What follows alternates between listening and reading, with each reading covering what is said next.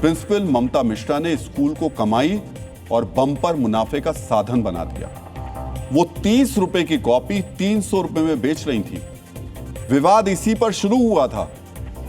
यह बड़ा मुद्दा है। यह प्राइवेट स्कूलों की मुनाफाखोरी और वसूली से जुड़ा मुद्दा है।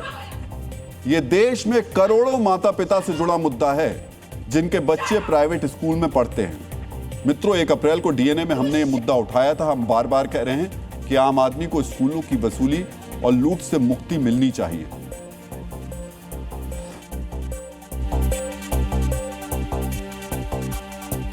हरदोई के स्कूल में भी मुद्दा स्कूल की मनमानी वसूली का था, पेरेंट्स से बदसलूकी का था। लेकिन इसे बना क्या दिया गया? इसे बना दिया गया SC/ST एक्ट का मामला। इसे बना दिया गया अपर कास्ट बनाम शेड्यूल कास्ट का मामला। SC/ST एक्ट एक संवेदनशील और गंभीर धाराएं हैं। अगर आप कहीं भी किसी भी विषय में ये एक्ट लगाते हैं तो उस एक्ट की अवधारणा का अपमान भी है और असल विषय से ध्यान भटकाने की साजिश भी है। सोचिए, जो मुद्दा देश के करोड़ों अभिभावकों से जुड़ा है, फिर से समझिए, यह किसी धर्म, किसी जाति से नहीं जुड़ा है। यह देश के करोड़ों माता पिताओं से जुड़ा है। करोड़ों माता पिता की बेबसी से जुड़ा है।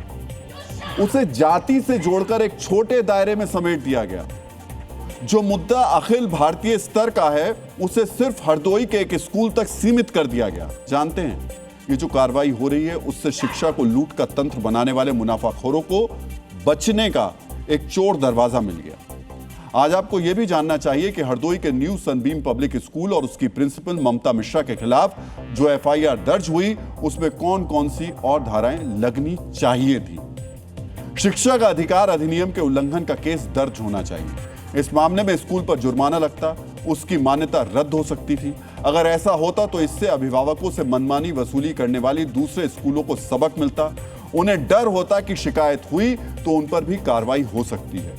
यह डर अभिभावकों को राहत दिलाता, लेकिन ऐसा नहीं हुआ। स्कूल पर उपभोक्ता संरक्षण कानून 2019 के तहत कार्रवाई होनी चाहिए थी, क्योंकि अभिभावक को स्कूल का उपभोक्ता माना जाता है। उपभोक्ता संरक्षण कानून के तहत 3 साल तक की कैद और जुर्माने का प्रावधान है, लेकिन यह धारा भी नहीं लगाई गई।